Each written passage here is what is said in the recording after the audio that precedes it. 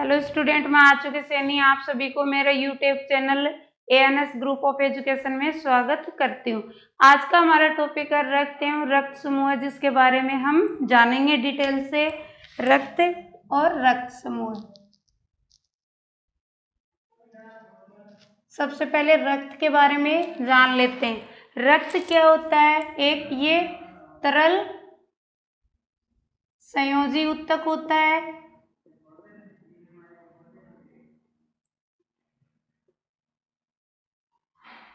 तरल संयोजी ऊतक होता है और स्वस्थ मनुष्य में 5 या 6 लीटर के समथिंग रक्त पाया जाता है, 5 या 6 लीटर के। और इसका पीएच 7.4 होता है, जो हल्का क्षारीय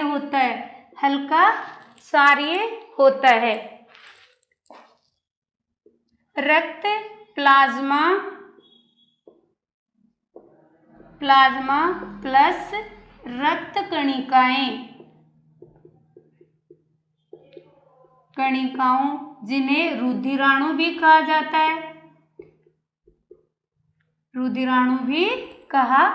है, रक्त प्लाज्मा क्या होता है? निर्जीव भाग होता है और रक्त कणिकाएं सजीव भाग होते हैं। प्लाज्मा 45 से लेके 60% या 65% तक उपस्थित होते हैं और ये 55% से लेके 55% तक होते हैं।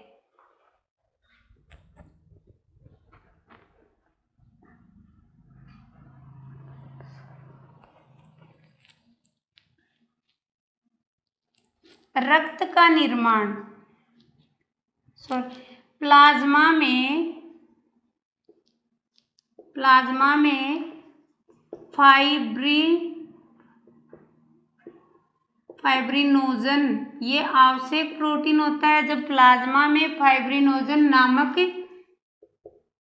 प्रोटीन को हटा दिया जाता है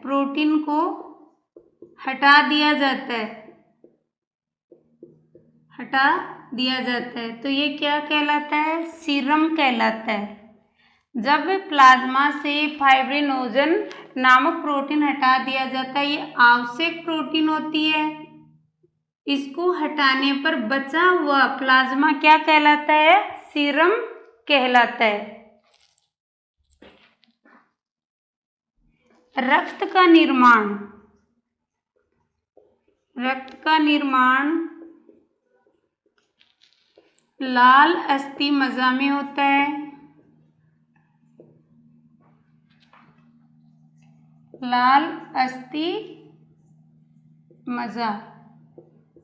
और रक्त का निर्माण शिशु यानी कि छोटे बच्चे व भ्रूण में इनका निर्माण प्लीहा में होता है। प्लीहा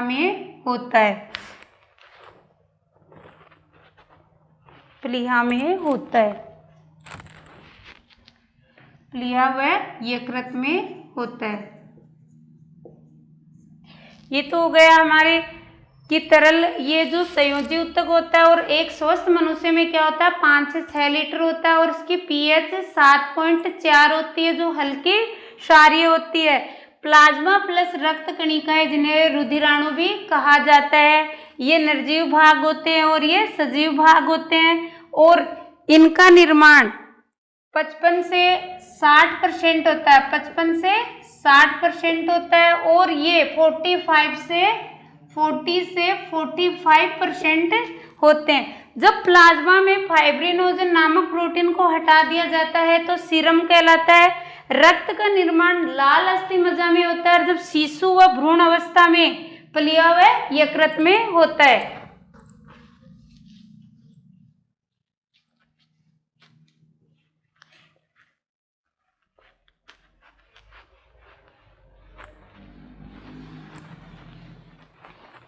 बात करते हैं रुधिराणु। रुधिराणु या लाल रक्त कणिकाएं।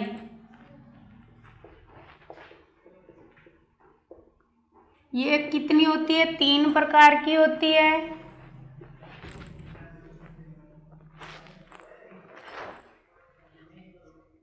आरबीसी, डब्ल्यूबीसी और रक्त प्लेटलेट्स। रक्त प्लेटलेट्स। आरबीसी में क्या होता है कि स्तनधारियों में उभयावतल होती है ये।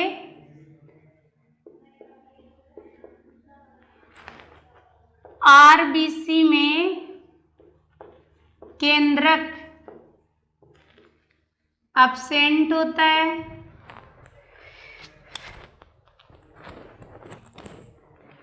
केंद्रक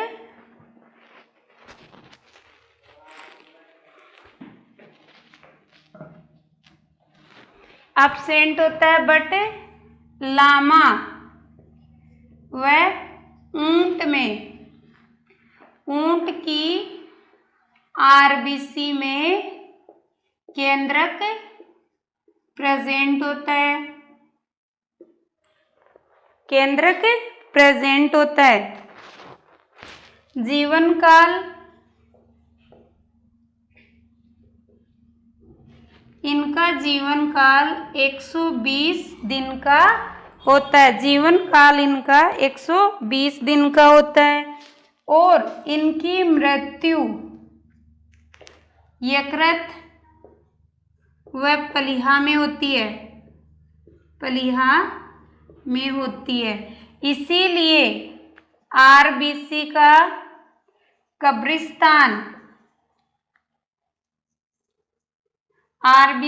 कब्रिस्तान किसको कहा गया है? प्लीहा को कहा गया है। इसमें हीमोग्लोबिन पाया जाता है। हीमोग्लोबिन पाया जाता है। हीमेटिन, हिम का मतलब क्या होता है? हिम रंग, लाल रंग। हिम का मतलब होता है लाल रंग। और ग्लोबिन क्या होता है? ग्लोबिन एक लोह युक्त प्रोटीन होती है। ग्लोबिन एक लोह युक्त प्रोटीन होती है। और हीमेटिन लोह युक्त यौगिक होता है। लोह युक्त यौगिक होता है। ये तो हुई, इसमें हीमोग्लोबिन पाया जाता है। हीमोग्लोबिन यानी हिम का होता है एक रंग होता है जो लाल रंग होता है। ग्लोबिन एक लोह युक्त प्रोटीन होती है और हीमेटिन लोह युक्त यौगिक होता है। और आरबीसी का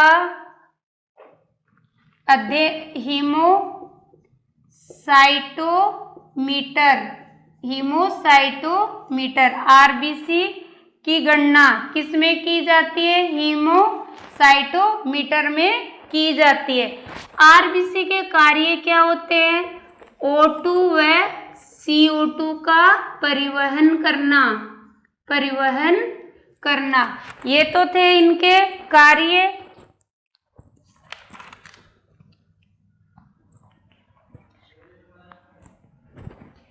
अब सेकंड है अपना WBC।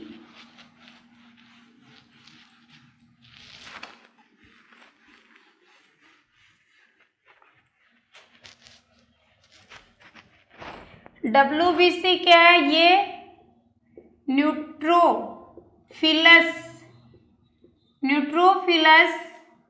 सेल्स द्वारा बनी होती है। इनमें केंद्रक एब्सेंट होता है। केंद्रक पाया जाता है।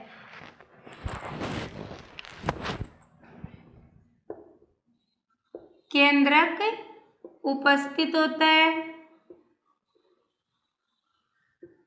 और जीवन काल की बात करें तो इनका 2 से 4 दिन का होता है। और कार्य की बात करें इनकी तो ये क्या करता है, शरीर को रोगों से लड़ने की कैपेसिटी यानी कि क्षमता प्रदान करता है। ये तो थे WBC के कार्य। अब तीसरा टाइप अपना रक्त प्लेटलेट्स।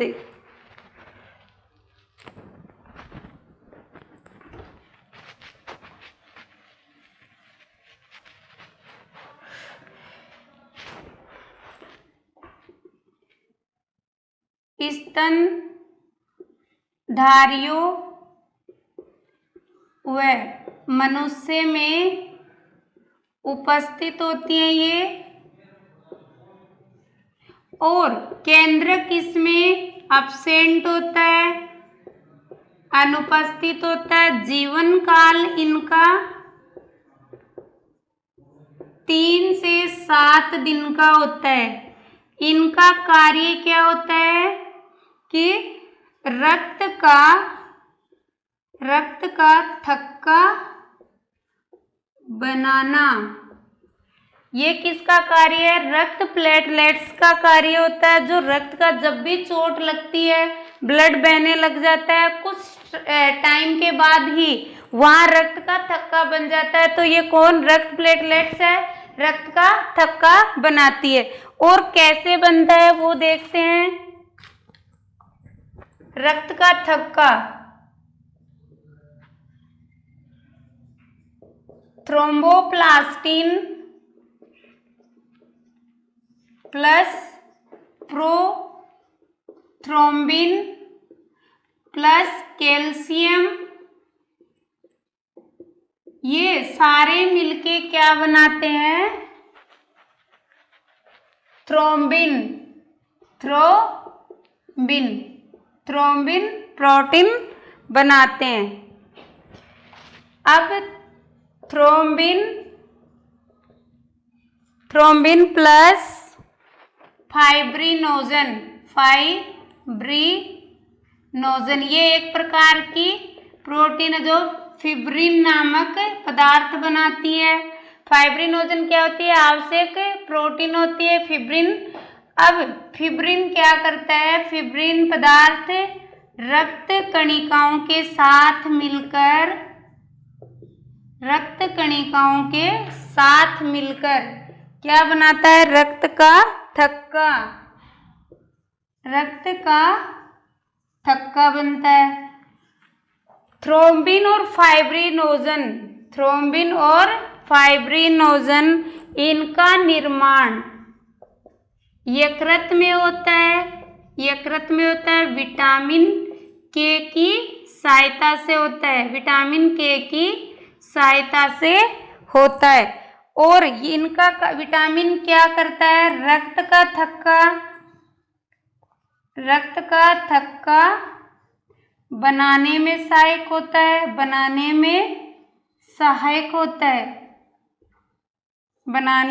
सहायक होता है। ये तो हो गई रक्त की बात। अब हम रक्त समूह की बात करते हैं।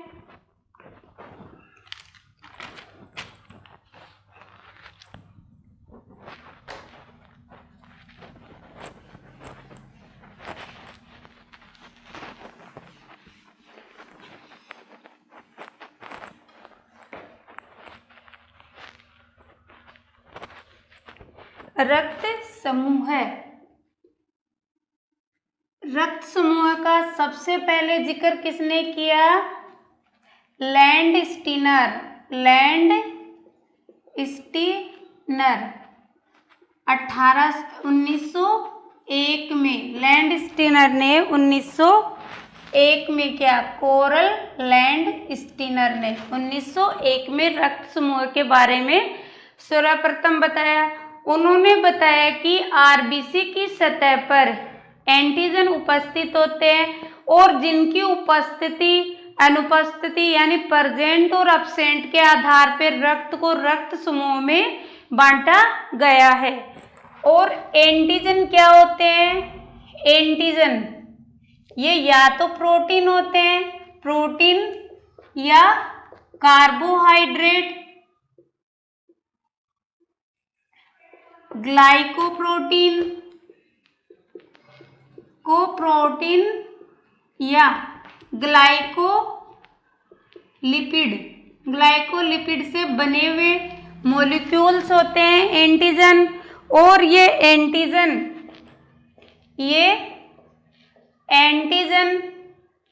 संबंधित जीन से या वंशागत रूप से माता एवं पिता से प्राप्त होते हैं। माता एवं पिता से प्राप्त होते हैं। एक इसमें जिक्र होता है एंटीबॉडी। जब प्लाज्मा में एंटीजन एब्सेंट होता है तो विपरीत प्रोटीन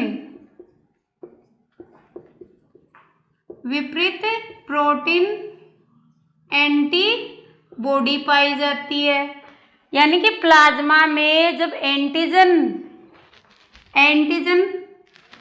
एब्सेंट होता है तो उसकी जगह विपरीत प्रोटीन एंटीबॉडी पाई जाती है।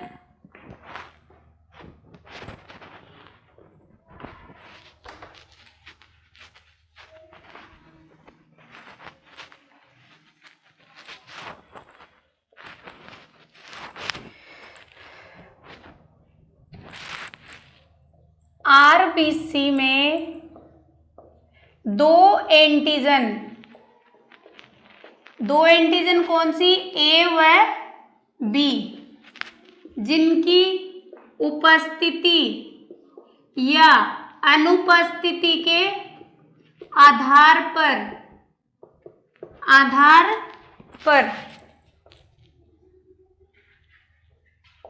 ब्लड को 4 टाइप्स में डिवाइड किया गया है। 4 टाइप्स में डिवाइड किया गया है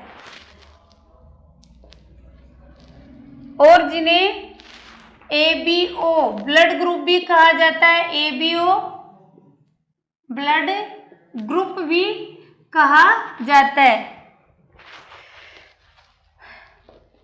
ब्लड एंटीजन और एंटीबॉडी।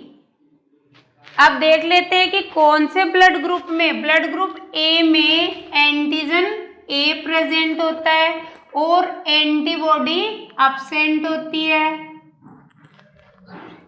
एंटीबॉडी बी पाई जाती है। ब्लड ग्रुप बी में एंटीजन बी होती है और एंटीबॉडी ए पाई जाती है।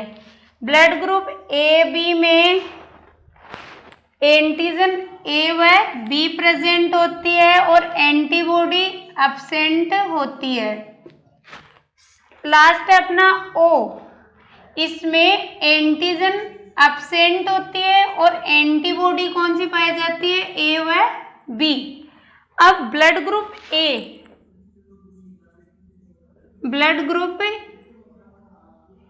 ए बी को सर्वदाता कहा जाता है और ब्लड ग्रुप ओ को सर्वग्राही कहा जाता है। ए बी को सर्वग्राही कहा जाता है और बी को सर्वदाता, ओ को सर्वदाता कहा जाता है। ब्लड ग्रुप ओ सर्वदाता है। इससे सारे ही ब्लड ग्रुप ओ से रक्त ले सकते हैं। ए बी सभी से रक्त ले सकता है लेकिन सिर्फ ए बी को ही ये दे सकता है। और ब्लड ग्रुप ओ को सर्वदाता कहा जाता है। क्यों कहा जाता है? क्यों ये सभी को दे सकता है मगर ले नहीं सकता। ये थे अपने 4 टाइप के एंटीजन। ओ में एंटीजन अब्सेंट होती है और AB में एंटीबॉडी अब्सेंट होती है। अब हम बात करेंगे यदि माता का ब्लड ग्रुप A है, पिता का AB है, तो संभावित संतान में कौन सा ब्लड ग्रुप होगा?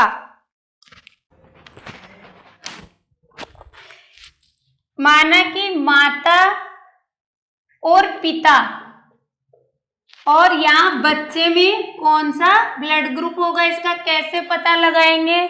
माना कि माता A ब्लड ग्रुप है और पिता का B ब्लड ग्रुप है, तो बच्चे में कौन से ग्रुप होंगे? तो ब्लड ग्रुप A में एंटीजन A होती है और एक एंटीजन होती है, तो दूसरे पे जिन पे 0 आएगा।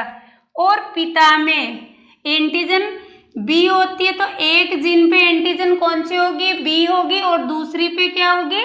0 होगी। जब जिन A और एंटीजन ये दोनों जब मैच करते हैं तो कौन सा A और B, यानी उसमें दोनों एंटीजन आ जाएंगी।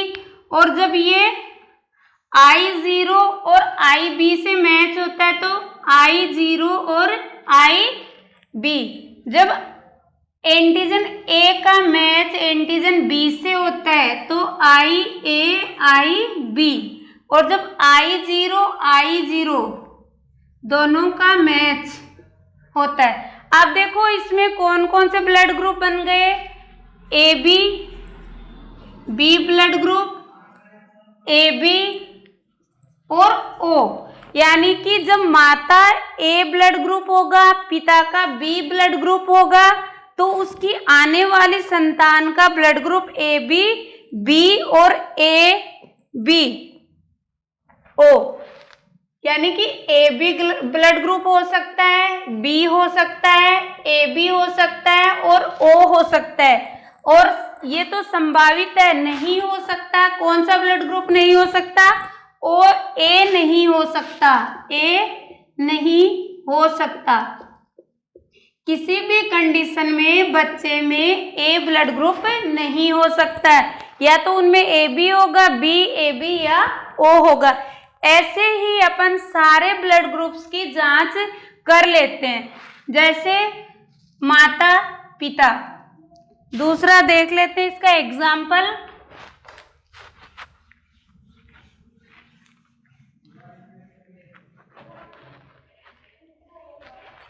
यदि माता AB है, पिता O है, तो antigen A, antigen B, antigen 0, antigen 0।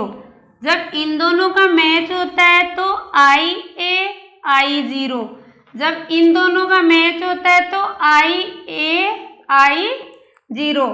अब इन दोनों का मैच हुआ तो एंटीजन B, एंटीजन 0, और इन दोनों का मैच हुआ तो एंटीजन B और एंटीजन 0। तो इसमें बच्चे में कौन सा ब्लड ग्रुप होगा? Blood group A B। यानी कि उनके बच्चों में या तो ब्लड ग्रुप A होगा या B होगा। ब्लड ग्रुप AB O नहीं होगा, नहीं होगा, और ये दोनों होंगे। यानी उनकी आने वाली संतान में क्या होंगे? A व B ब्लड ग्रुप होंगे और A, B और O उसकी संतान में नहीं होंगे। इस प्रकार हम इस विधि से उसका ब्लड ग्रुप की जांच कर सकते हैं कि आने वाली संतान में कौन सा ब्लड ग्रुप होगा। ये तो था हमारा रक्त एवं रक्त समूह है।